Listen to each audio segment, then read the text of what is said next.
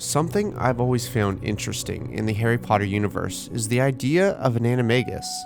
I mean, the possibility of transforming into another creature, let alone walking in their skin, is something so wonderfully fascinating.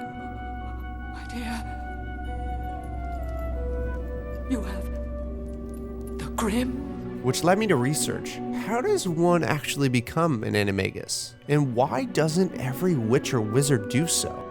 Yes, we know you have to register when you're an Animagus, and register the form you take, but that wouldn't stop witches and wizards.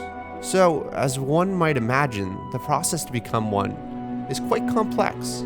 J.K. Rowling herself has stated why it's so incredibly hard to become an Animagus, and in turn why many wizards and witches choose not to do so. So what exactly needs to be done to achieve this amazing feat?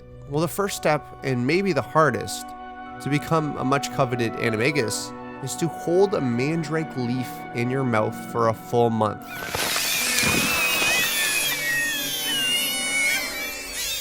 Yes, a mandrake. Not only do you have to retrieve a leaf from a mandrake, which may be difficult to track down and grab, but that leaf must remain in your mouth for a full month. As in, you can't take it out at all. Not to eat, sleep, or anything.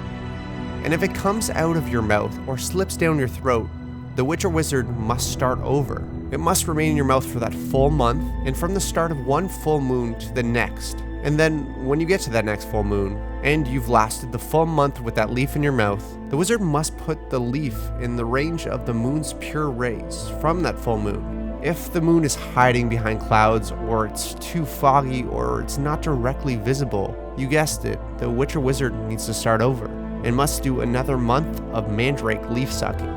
In addition to the moon's light and the leaf, you need to make a potion, which includes some other ingredients. But the most important one is a dew that hasn't been exposed to sunlight or human feet for at least a full 7 days. This might be quite the task as well. To find something that hasn't had any sunlight whatsoever and putting in storage for 7 days while it remains intact is pretty difficult. This is something I'm thinking that the wizard would have to scout out before they start the whole process. Because if you can't find that good, non-stepped on dew, guess what? You're probably starting over again.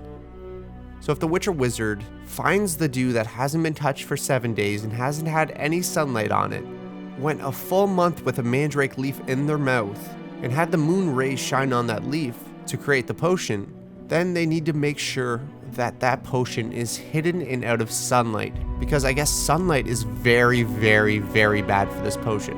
And after all that, they need to wait, and possibly wait a while. Waiting for what, you might ask? Well, they're waiting for a thunderstorm, more specifically an electrical storm, because the potion can't be taken until lightning strikes.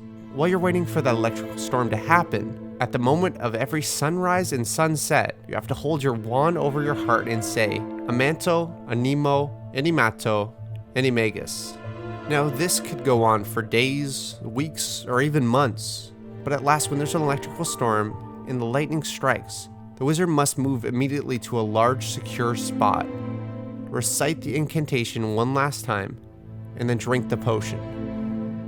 It's also important to mention that you don't get to choose your Animagus form. Rather, the Animagus is closely linked towards your personality. For example, the brave and rebellious James Potter is famously a stag, whereas the conniving journalist Rita Skeeter is a beetle.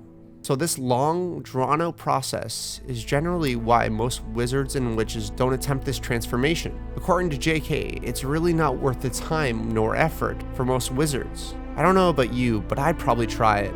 And honestly, this gives me a little bit more appreciation to the bond of the marauders. They had to go pretty much through hell and take these steps in order to help their friend Lupin. So would you go through the steps in order to have an Animagus form? As always, thank you so much to my patrons Adam Gray, Jeremy Jacobs, Jenny Edwards, Jeremy Robson, Gabe Marchanda, Trevor Cowan, Gutter Legland, Colleen West, Gerard Galifa, Estad Hemzez, Marco Perry, Roland, Aidan McShane, Shalon Hudson, Kirian Hunt, Joris Coenen, and Brandon Warner. Thank you so much for your support, guys. As always, thank you so much for watching. Please subscribe, and I'll see you in the next video.